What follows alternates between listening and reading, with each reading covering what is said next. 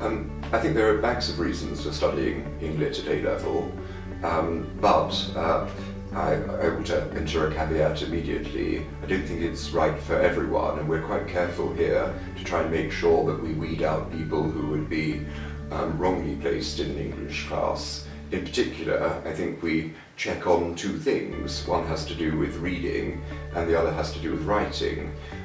We try and make sure that the people who sign up for English classes do genuinely like reading, because inevitably at some point in the course they will have to engage with a fairly hefty novel, and if that's a terrible burden to them, then obviously it's not a good idea to take on the subject.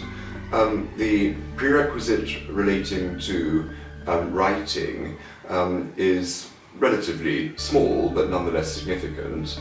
We have to check that people are basically quite fluent writers and grammatically correct writers before they embark on the course, because a lot hangs on the quality of one's writing. It's very difficult when one is spending a lot of time engaging with literary text to devote enough time to an overhaul of quality of writing. So that really is a skill which needs to be in place at the outset.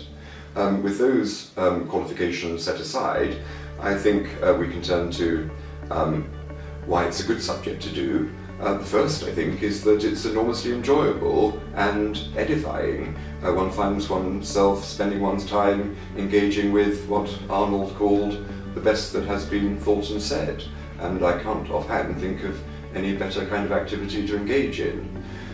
That's a relatively high-minded reason for taking English. I think there's also a more utilitarian one, which is that it's terribly highly regarded.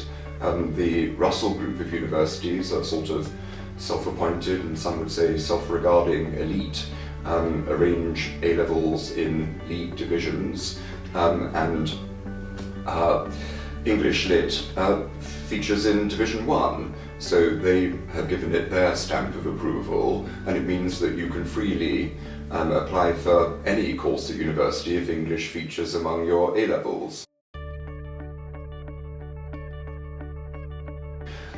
It's also the case, I think, that English inculcates valuable skills, and this is perhaps one of the reasons why the Russell Group think highly of it.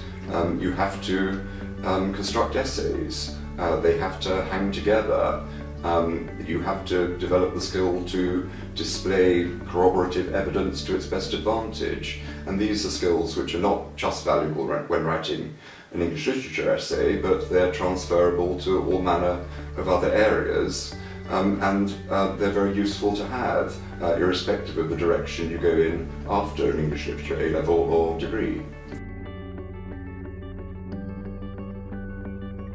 A novel which has gone down very well is A Clockwork Orange by Burgess. It's highly demanding because it's not written in familiar English. The narrator is a teenage hoodlum, a member of a gang, and the gang has its own language, its own lingo, partly because it's keen on differentiating itself from mainstream culture and society. They speak in what's called nadsat, and that means that when the student reads the novel, they're having to learn the language as they go along. Burgess is enormously clever and manages to, in a sense, use unfamiliar words whilst tipping us the wink in a variety of ways as to what they mean. But I found that, demanding though that is, students have tended to warm to the task and to recognise the technical skill which Burgess exhibits in using nadsat. So that, I think, is a novel which I would happily teach again. I've got a feeling I'm going to be deprived of the opportunity because it's about to vanish off the syllabus, but if it crops up again in the future, I would plump for it.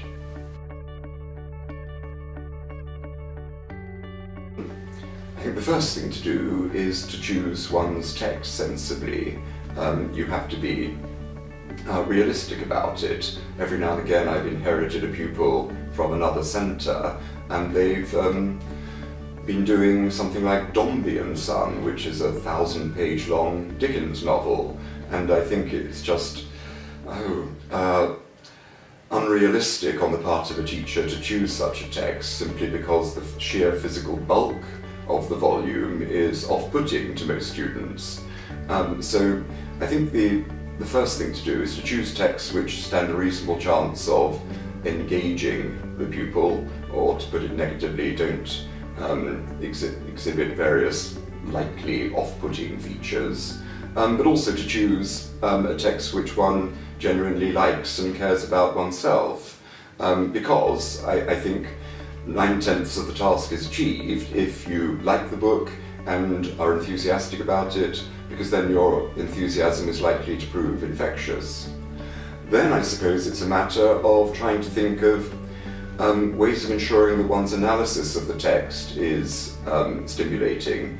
Wordsworth famously says in one poem, "We murder to dissect," and I think analysis can become laborious and tedious, so one needs to try and think of ways of breaking up the novel which the students will recognise as beneficial and useful and illuminating.